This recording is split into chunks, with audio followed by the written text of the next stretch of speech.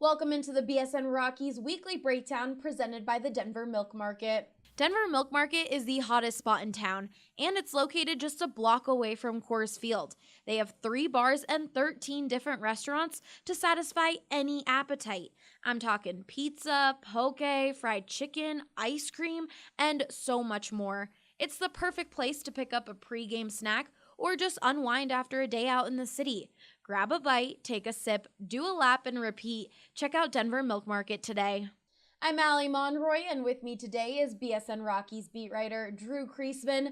The Rockies are coming off a 12-11 win over the San Francisco Giants Thursday night, but there continue to be some troubling signs with the team's pitching lately. Drew, how can they turn things around? Well, it's got to start with Denver's own, the top of the rotation. Now, Germán Marquez is really the ace of this team, but Kyle Freeland has just not been his best self at all this season. He's had some finger blister issues he's had to fight through. This last game was just one of the craziest you're ever going to see. He's out there in the snow. Guys are dropping pop flies behind him, but still, you got to see the best of Kyle Freeland. I do think the rotation is going to come around a bit naturally. John Gray's had some weird games, but mostly positive signs out of him. I think the biggest question will be, what do they do with the spot that's been vacated by Tyler Anderson? The team finally decided enough was enough. He'd had so many bad starts, sent him back to AAA. We don't have a definitive answer yet on who we're going to see in that spot. There may not be one. It may be a number of guys. They've got young guys. They might go outside the organization. There's some potential there,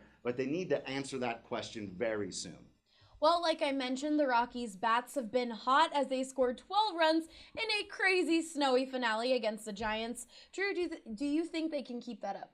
Probably not the 12 runs. Probably Are you not sure? ever. No, maybe. You know what? There are some very positive signs, though, obviously, not just the results of this offense, but the fact that they've been getting it up and down the lineup, but they still have some guys they haven't gotten production out of. Like Daniel Murphy hasn't been huge since he's come back, shown some great patience.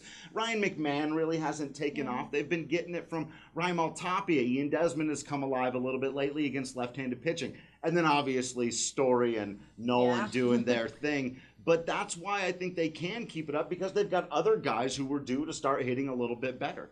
Well, the Rockies now host the San Diego Padres for a 3-game set starting tonight at 6:40 p.m. What will you be watching for in this series? One of the interesting things about this, Allie, is that the Padres are coming with 3 left-handed pitchers, which have lately forced the Rockies to start a lineup that isn't as strong when they do have to throw out Ian Desmond and Chris Iannetta, who, while they've done a little bit better lately throughout the season, have very much struggled. So it'll be interesting to see to what degree the Rockies play matchups rather than just going with who they think is their best overall lineup.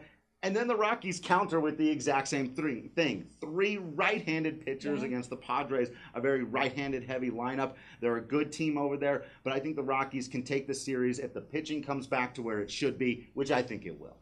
Well, be sure to follow all of our coverage on bsndenver.com and check out bsndenverlocker.com for awesome shirts like this one right here. You're not yours. Well, for Drew Kreisman, I'm Allie Monroy, BSN Denver.